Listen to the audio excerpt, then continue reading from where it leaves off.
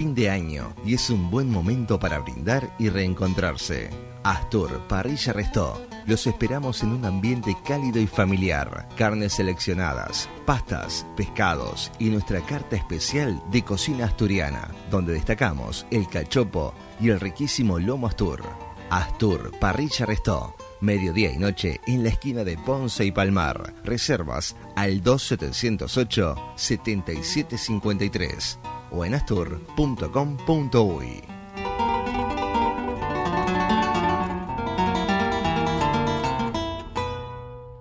Te vio crecer, te vio jugar, te vio reír, te vio cantar, te acompañó siempre en tu hogar, una costumbre familiar. Enjuta, toda una vida contigo. Importa y respalda Hellbrink. Pasemos en limpio el plan 2022 de UTE. Comprando un secarropas en el comercio que vos elijas, UTE te devuelve 2.022 pesos en tu próxima factura. Solo tenés que registrar la compra por WhatsApp UTE o en ute.com.uy. Con UTE, este 2022 tenés un plan. Válido desde el 1 de noviembre al 31 de marzo o hasta alcanzar los 40.000 equipos. Máximo descontable 6 equipos por número de cuenta. Esa empanada es sin igual, la más rica y preferida. Qué delicia al probar, tiene los sabores de mi ciudad. Sabrosa y bien casera, te vas a enamorar. Empanadas Don Pedro, amor a primer mordisco. Pedilas online, donpedro.com.uy. Empanadas Don Pedro, no hay otra igual. No hay, Como las Don Pedro, no hay. no hay. Estás escuchando Punto de Encuentro, a las 10, de Taquito a la Mañana. En un año lleno de desafíos y fuerte emocionalmente, nos unimos a las familias que brindan el silencio, deseándoles a todos un 2022 con esperanza y mucha fe. SECOM, primer servicio de compañía de Uruguay y del mundo, siempre acompañándolos. 970 Universal. Punto de Encuentro. Punto de Encuentro. De 8 a 10 de la mañana. Por 970 Universal.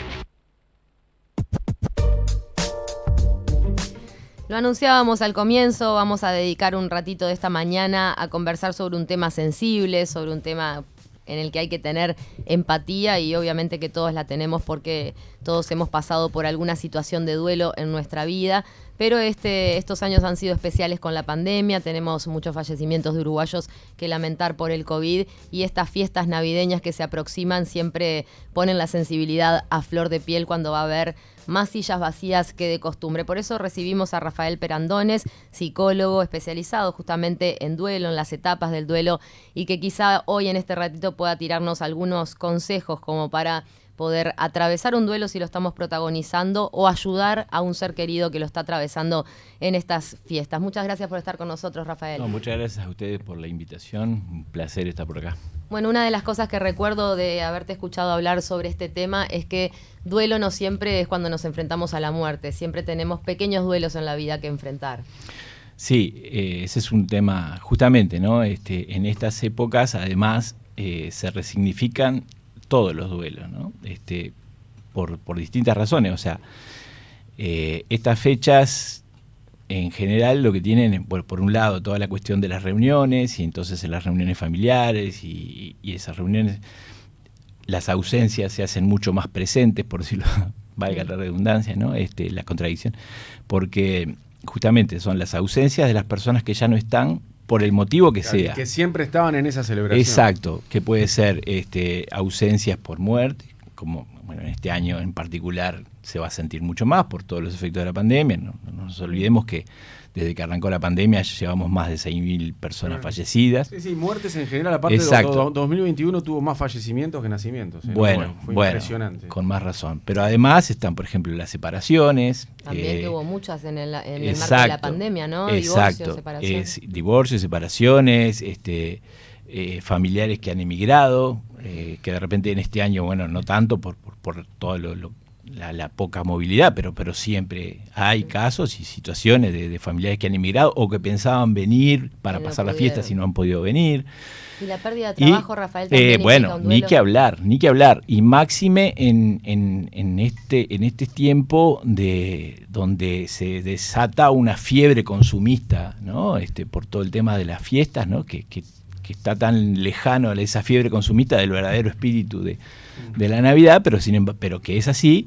También es una manera de tapar el dolor, ¿no? Exacto, ¿no? Es decir, una cosa que tiene que ver con esto y que es que yo noto, y lo he charlado con otra gente, con otros colegas, como que tenemos una percepción como de que, a ver, si nosotros miramos el punto más crítico de la pandemia fue hace unos meses, estamos hablando de 4 o 5 meses.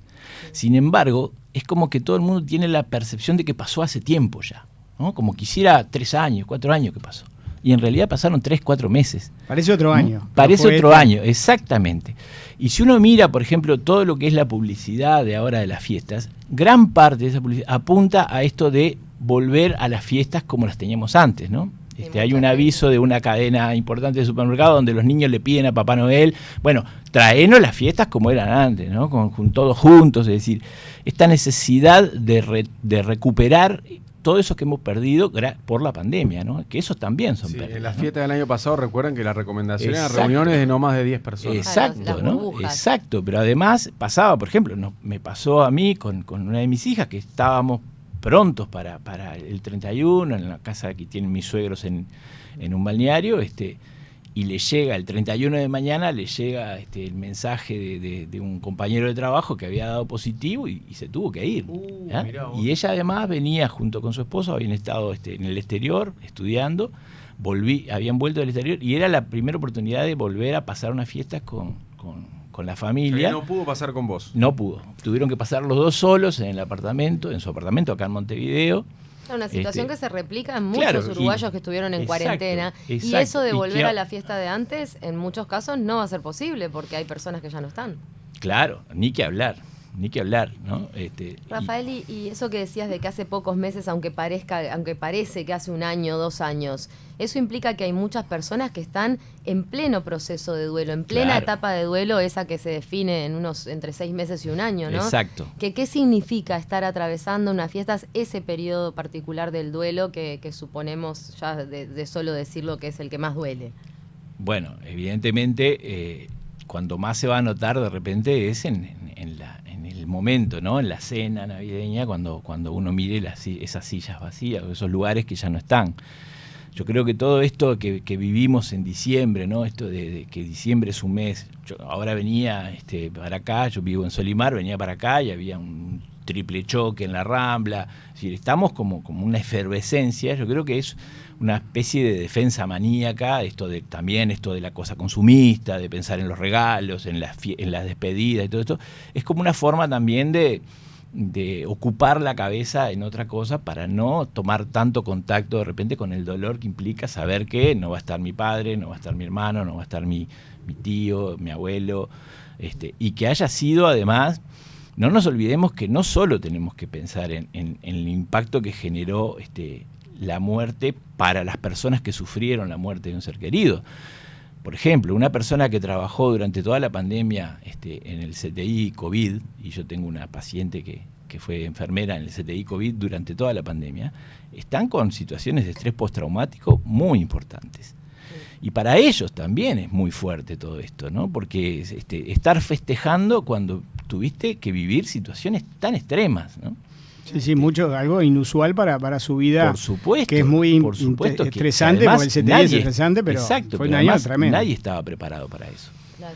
Y además no nos olvidemos que hasta diciembre del año pasado, los uruguayos estábamos convencidos que éramos los campeones del mundo de la pandemia, ¿no? Que acá, ¿se acuerdan que se hablaba de la BCG y que la BCG era la que nos tenía como en una especie de... Sí, se habló de BCG, de mate, de frío, sí, de tanta de cosa. Todo, ¿no? Y en diciembre ahí fue cuando arrancó la subida y nos dio de cara contra la realidad de que no éramos especiales para nada, de que nos iba a pasar lo mismo. ¿Eso se vio en un aumento en consultas psicológicas?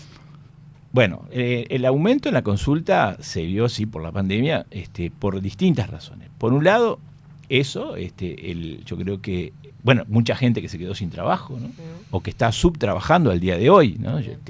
Por ejemplo, mucha gente que trabaja en el sector turístico todavía está subtrabajando. Y se sabe que hay mucha informalidad también en eso. Gente que está en el seguro de desempleo y por otro lado está trabajando medio, ¿no? Seguros parciales y algunos que no son tan claras las situaciones. Todo eso también implica, ¿no? Porque implica mucha inseguridad. Bueno, pero me voy a meter de repente, yo qué sé, se vienen las vacaciones, nos quisiéramos ir a algún lado, pero nos vamos a meter cuando no sabemos si vamos a tener trabajo dentro de unos meses. Todas esas situaciones generan un estrés muy, muy intenso, que a su vez se suma con que tuvimos la situación del confinamiento, que si bien para mucha gente el teletrabajo pudo haber sido una solución, llevarte el trabajo a tu casa las 24 horas del día no es sano. Hay que estar muy preparado para teletrabajar y que eso no te afecte a nivel emocional, porque sobre todo a las mujeres, ¿no? Porque las mujeres no solo tenían su trabajo en su casa, sino que además tenían todo el trabajo no remunerado que implica llevar adelante una casa, mujeres de repente madres de familias solas, que tenían que estar viendo que sus hijos cumplieran con las tareas que le mandaba la maestra, que se conectaran al Zoom, estar ellas conectadas por sus trabajos. Hay un avance en la sociedad, pero sigue recayendo mayormente en las mujeres sí, el tema sí, de las sin tareas duda, no remuneradas. sin duda. Rafael, doctor, yo quería preguntarle por un caso específico que tiene que ver con el duelo, ¿no? Que en el caso de una persona cercana, amiga, que tuvo el proceso de la muerte de la madre este año de COVID. Y entonces tenía la necesidad de cómo generar algo en estas fiestas con su abuela. Uh-huh. Y bueno, de alguna manera me pedía alguna ayuda, algún consejo en base a lo que yo pudiera haber hecho en relación con la muerte de mi madre. Y bueno, ella decía, capaz que un libro que te sirvió a vos, capaz que alguna situación que vos hiciste que de alguna manera la puedo aplicar, ¿no? Y muchas veces, bueno, lo que uno le dice es, bueno, no hay una fórmula general básica. Pueden haber ideas o situaciones, pero digo, quizás el no reforzar el dolor, que de alguna manera fue lo que yo le dije, no sé si estuvo bien o no reforzar o incentivar el dolor, que quizás puede generar un libro con una lectura que pueda revivir heridas. Quizás el mejor acompañamiento es una reunión familiar o establecer contactos o hacer algo que pueda permitir ese dolor que va a aparecer el 24, de alguna manera canalizarlo en grupo y no en forma individual. Pero bueno, eso es una opinión mía. Quiero un poco la suya de, para esas personas específicamente, ¿qué se puede hacer? ¿Cuál es una guía básica? Además, digamos? Este caso que estás vos describiendo tiene una particularidad. La mujer fallecida es una persona joven porque su mamá vive, ¿no? O sea, claro, a esa señora se le murió una hija. Con COVID, ¿no? Claro. Sí, obviamente que esas son situaciones que vivían juntos, además. Muy difíciles, claro. Juntos. Sí, son 6.000 familias solo de COVID que van a padecer eso este año, ¿no? Claro. En realidad es muy difícil y además no todas las personas lo viven de la misma manera, ¿no? Hay gente que hace... hay grupos, por ejemplo, que trabaja con el tema del duelo y eso, que hacen, por ejemplo, algún tipo de gesto simbólico, como puede ser, bueno, hacer un gesto de, por ejemplo, como de tener presente de alguna forma a la persona, un regalito, quizás, sobre todo, o alguna comida especial o alguna situación especial. Claro, sobre todo como para que mantenerla y el recuerdo de esa persona, pero tratando de recordarlo positivamente, claro, ¿no? Claro, bueno, ¿cómo hubiese estado? Seguramente esa persona no hubiese estado sufriendo en ese momento, ¿no? Sino que hubiese estado tratar de rescatar el recuerdo de la persona desde un lugar positivo, desde un lugar de, bueno, cómo hubiese estado si hubiese estado en la fiesta y no desde el lugar del dolor de ver el lugar vacío. Pero eso también, Rafael, se contrapone a veces con esto de no disimular el dolor, ¿no? Porque a veces en las fiestas nos autoexigimos o el entorno nos exige estar de una manera anímica que no sentimos. ¿Cuál es la importancia de respetar el llanto, el dolor? ¿Cómo hay que actuar cuando alguien está pasando por un duelo desde el costado, ¿no? Para no empeorar esa situación? Porque a veces esas frases como, no llores, no estés triste. No, ni que hablar. ¿Y cómo hago para no llorar y no estar triste? Por supuesto, ¿no? Eso es clarísimo. El duelo viene de dolor. O sea, el duelo implica un dolor, que ese dolor es inevitable y que lo peor que podemos hacer es taparlo, porque cuando tapamos esos dolores es cuando se generan lo que se llaman los duelos patológicos, es decir, la persona no procesa la pérdida, no procesa ese dolor y empieza a hacerse una cosa que se va estirando en el tiempo porque no se va dando. Es decir, la persona, uno de los momentos cruciales del proceso de duelo es el momento de la aceptación de la pérdida, ¿no? Cuando la persona realmente baja que el otro ya no está. Y bueno, y eso implica mucho dolor y hay que dejar que ese dolor se exprese. Obviamente que muchas veces nos pasa que vemos a la persona sufriendo y queremos como, bueno, ya va a pasar, la vida sigue. No, la persona en ese momento tiene que expresar su dolor y tiene que sentir y tiene que dejarlo fluir a ese dolor, porque es la única forma de poder sanar la herida. Claro.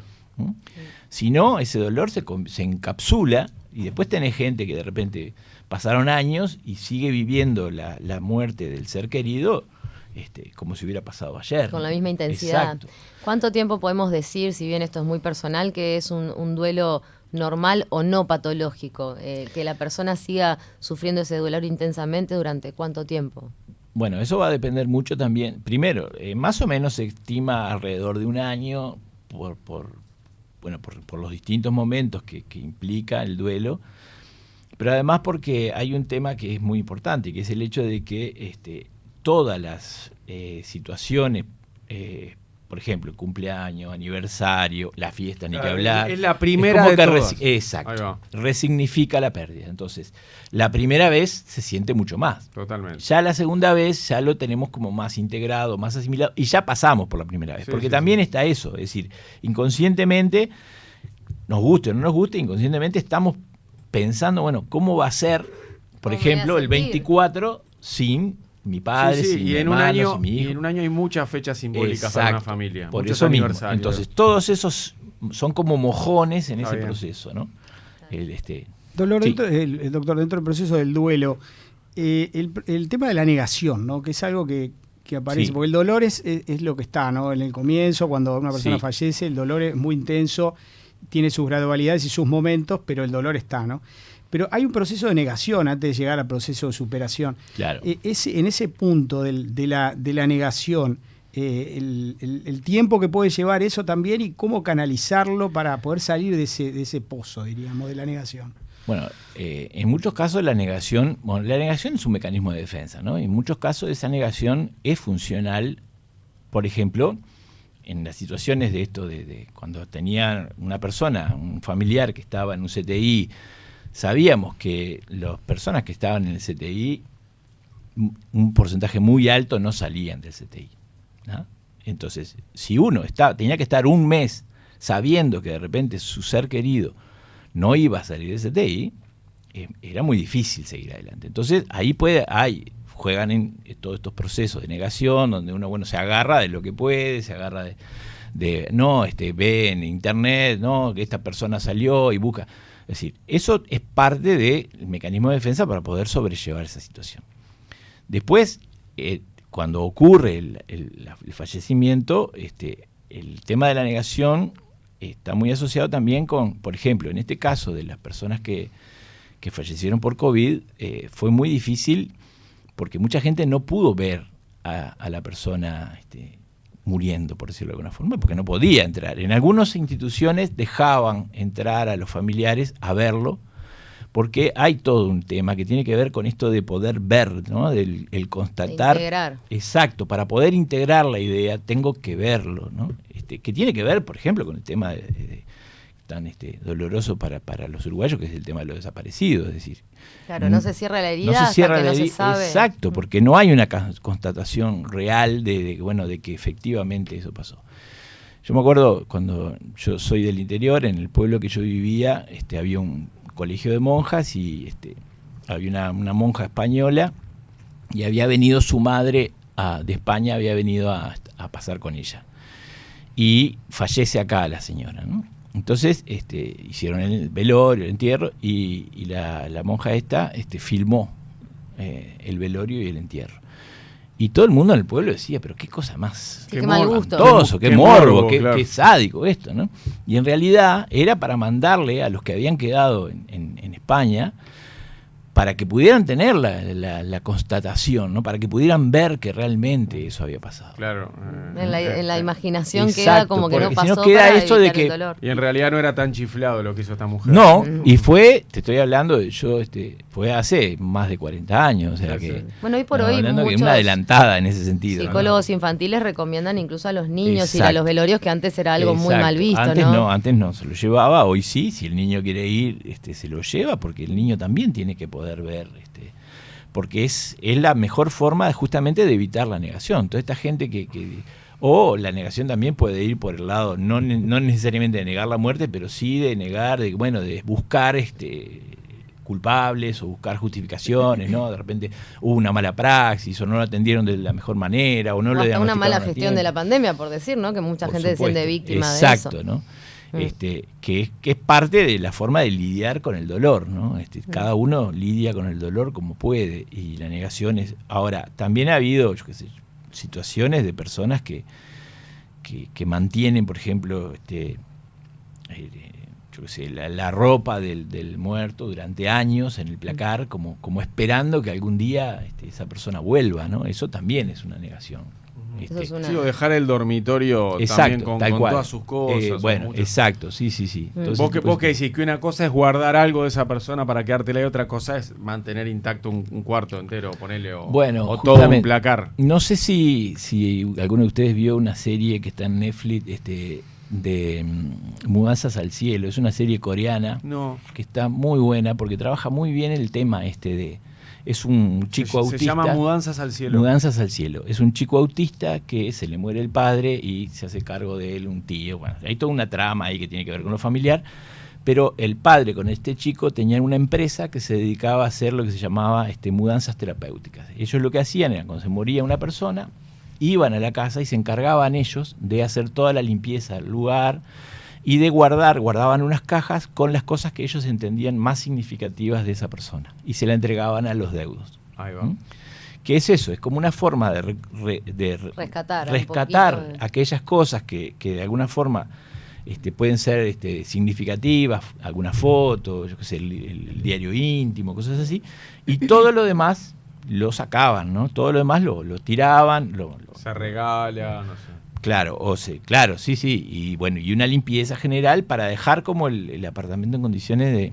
Y yo creo que está muy bueno eso, está muy muy interesante la forma como ellos lo plantean, porque ellos le llaman justamente mudanzas al cielo, porque en definitiva la persona ya no está y claro, hay que sacar sus cosas. Exacto, ¿no? Bueno, hay procesos de mucha traba. Uno muy icónico en Uruguay es el de Citarrosa. La familia de Citarrosa mantuvo 2 dormitorios enteros de su casa con todo su archivo y sus cosas, porque claro, hay que deshacerse de algo de Citarrosa, ¿no? Un semejante nombre, un semejante artista, pero eso trancó a la familia durante 30 años que no podía ocupar esos otros espacios de la casa hasta que eso se trasladó. Nos quedan poquitos minutos, Rafael, y ya teniendo en cuenta las más de 6.000 personas que van a tener esa silla vacía en estas Navidades y todas las demás, ¿no? Porque también hemos hablado mucho de COVID, pero hay muertes por múltiples razones en nuestro país, muchos suicidios, accidentes de tránsito de gente joven, duelos que realmente son, no sé, como madre lo digo, casi que es imposible imaginar lo que debe ser ese dolor. ¿Cuáles son las recomendaciones que nos dan no solo para el doliente, sino para quienes van a compartir la mesa con personas que están atravesando un duelo?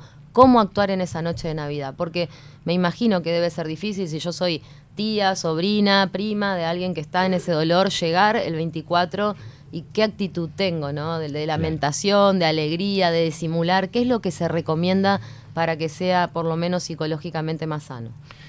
Bueno, lo primero yo creo que es tratar o sea, no festejar, vamos a decir, porque la vida sigue, la vida continúa y uno tiene que también poner foco en la vida, ¿no? Si dejamos de festejar porque estamos en duelo, de alguna forma estamos poniendo el foco en la muerte y no en la vida.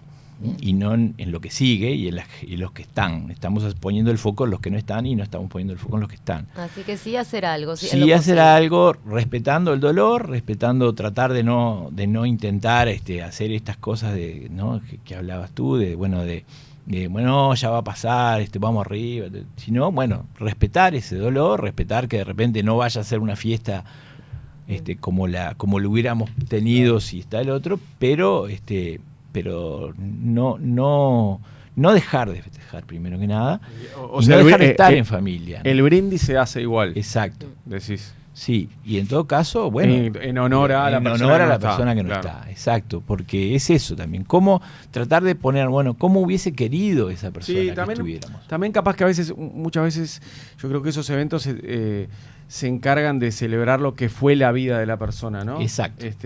Lo que fue su vida. Ahora no está, pues vamos a festejar la vida que tuvo, que lo conocimos, que estuvo con nosotros, ¿no? Recordar historias, ¿no? Como un homenaje que se le haría, claro, como se hace homenaje a distintas personalidades o figuras, capaz que es un homenaje familiar a esa persona, ¿no? De una manera, es una linda despedida, quizás. Claro, esto... Yo soy además terapeuta de familia y de pareja y por ejemplo cuando trabajamos con una pareja que vemos a todas luces que va camino a una separación, una de las cosas que siempre tratamos de hacer foco es en el hecho de que, bueno, si una pareja estuvo 15 años juntos, si tienen hijos en común, no fue todo malo. O sea, claro, la pareja en ese momento está viendo todo negativo, está viendo todo lo malo, todo lo que los está separando, están viviendo el dolor por anticipado, el duelo por anticipado, pero es importante hacerles ver que, bueno, que por algo estuvieron tantos años juntos, ¿no? Salvo que hubiese sido un vínculo muy patológico, muy claro. Sí. En general, la gente por algo estuvieron. Bueno, entonces rescatar esa historia, ¿no? Y que si bien cada uno de repente, bueno, si no da para más el vínculo, bueno, habrá que tomar la decisión de terminar ese vínculo. Pero para poder terminarlo de la mejor manera también es importante rescatar toda esa vida que ese vínculo tuvo, ¿no? Y en esto es lo mismo, ¿no? Bueno, sí, obviamente que está el dolor de la pérdida, pero también el dolor de la pérdida es un dolor de cada uno, o sea, es una herida en cada uno. Sí, no cambia por un brindis o por una cena o por una risa en el 24 de noche. Pero rescatar eso, rescatar que el otro estuvo en mi vida durante tantos años y fue importante en nuestras vidas y bueno, y aportó, y cómo era ese otro, si era una persona alegre, si era una persona... La mejor forma de honrar a una persona que disfrutaba de la vida es tratando de justamente de disfrutar de la vida y no hacer foco en... Y por último, aquellas personas que te dicen, no, yo me voy a quedar solo porque me siento mal, porque no quiero ni saber de las fiestas y realmente ni pases por mi casa porque no te voy a atender. ¿Qué recomienda Perandones? Bueno, ¿hacer una llamada, caer igual o respetar ese silencio? Por un lado, respetarlo, pero también, o sea, hay mucha gente que por distintas razones pasa sola y mucha gente que, bueno, que se toma, yo que sé, a las 9 de la noche, se toma un hipnótico para dormir y despertar al otro día, y bueno, o se emborracha o busca, ¿no? Claro, para mucha gente esta época es una época muy difícil, ¿no? Yo trabajé también con personas que hacían intentos de autoeliminación, con un grupo en grupo con una colega, y cuando llegó la época de las fiestas, era muy fuerte, sobre todo para las personas que estaban solas. Me acuerdo de un caso particular de una chica que a raíz de los intentos que había hecho y del trastorno de personalidad que tenía, había perdido a sus hijos, se lo habían dado al padre, lo habían alejado de ella, y estaba desesperada que se quería internar porque ella sentía que si no se internaba iba a ser... iba a sentir más la soledad, claro. Estás en tu casa solo. Y bueno, y empezó a hacer cosas como para que la internaran. Mirá, ¿no? Para pasar internada. Para pasar internada, exactamente. Ese tipo de situaciones son muy comunes también, ¿no? De gente que está sola porque no tiene, o porque fue alejada de su familia por distintas razones. Y esa gente la pasa muy mal también, y también tenemos que tener en cuenta que hay muchos uruguayos que y bueno, muchas personas en el mundo, pero sobre todo, bueno, estamos hablando de nuestra sociedad, muchos uruguayos que no la pasan bien en estas épocas. No, por supuesto, que hay gente que quiere que pase rápido. Exacto, y que están deseando que se termine de una vez esto para seguir adelante, ¿no? O sea que la recomendación es estar de la manera que uno pueda. Estar de la manera que uno pueda y hasta donde... Y siempre, nosotros tenemos, los psicólogos siempre tenemos que tener una cosa que está como en la tapa del libro, que es que nosotros podemos hasta donde el otro nos deja. Y eso aplica a todo, aplica a los médicos, aplica a todo. Uno va al médico porque tiene un dolor y el médico quiere que haga determinada cosa, si la persona no la quiere hacer, no la va a hacer. Y lo mismo nosotros le podemos recomendar, podemos tratar de ayudarlo a comprender qué es lo que le pasa, pero vamos a poder hasta donde el otro nos deja. Y en esto es lo mismo. Podemos ayudar, podemos acompañar hasta el otro nos deja, hasta donde. Y eso es fundamental respetarlo, porque es respetar al otro en esa cuestión de la otredad, de ver al otro como un ser que merece todo nuestro respeto. Si podemos ayudarlo, si podemos invitarlo a estar en nuestra casa para que de repente pase mejor y acepta, bien, pero no desde un lugar de como de querer salvarlo o de querer rescatarlo, sino desde un lugar bueno, me preocupa lo tuyo, quiero empatizar contigo, quiero acompañarte, pero respetando si el otro plantea que no. Muy bien, Rafael, súper interesante la charla, gracias por venir. Muchas gracias a ustedes. Muchas gracias. Felices fiestas para todos en la medida de lo posible y bueno, atravesar esos duelos que nos tocan. Es la única materia que vamos a tener todos, ¿no? La de ver morir a seres queridos o fallecer nosotros mismos, así que hablemos de eso sin tabúes y tratemos de ayudarnos. ¿No? Exacto. Parte de la vida, la muerte, ¿no? Ese partido, sí. Como decía Mujica, ese partido, que lo sigue diciendo, ese partido no lo ganó nadie. No. Lo perdemos todo. No, y es lo único que tenemos, la única certeza que tenemos desde que nacemos es que nos vamos a morir. Entonces, lo que pasa es que también en nuestra cultura el tema de la muerte, si uno mira, por ejemplo, en otras culturas, México, ¿no? Es una referencia. ¿no? Sí. Increíble, es increíble. Lo viven de una manera muy diferente y otras culturas también, pero en nuestra cultura el tema de la muerte es un tema que sigue siendo mucho tabú. No se habla mucho de esas cosas, salvo cuando, bueno, tenemos estas cuestiones como esto de la pandemia que nos explotó. Si uno mira las estadísticas, por ejemplo, lo que ya tú hablabas del tema de los suicidios, las estadísticas de suicidio en Uruguay son... Y se habla el día de la prevención, se habla... O cuando algún jugador cuando pasa alguna situación de ese estilo, pero tenemos suicidios todo el tiempo y muchos, y bueno, y ni que hablar de lo que son los intentos de autoeliminación, claro, ¿no? Claro. O sea, lo que no llega a ser un suicidio. Nosotros hemos visto, yo he visto casos de niños. Yo el caso más grave que vi fue un niño de 5 años que hizo un intento de autoeliminación. Tremendo. ¿No? Qué tremendo. Y sabía que lo que quería era eliminarse. Tremendo. O sea, lo que sabía era que él se sentía que era el responsable de los problemas entre sus padres y lo que quería era que sus padres estuvieran bien. Salir de ahí. Impresionante. Qué triste, pero bueno, volver un poco a las costumbres de antes, de las navidades de puertas abiertas, ¿no? De dejar que ese vecino que está solo, esa amiga que... Así exacto, que ¿no? Pregonemos por eso también, invitar gente a la mesa de Navidad que sabemos que la va a estar pasando un poquito mal. Rafael Perandón, es un gustazo. Muchas gracias. Pase bien. Que WhatsApp sea nuestro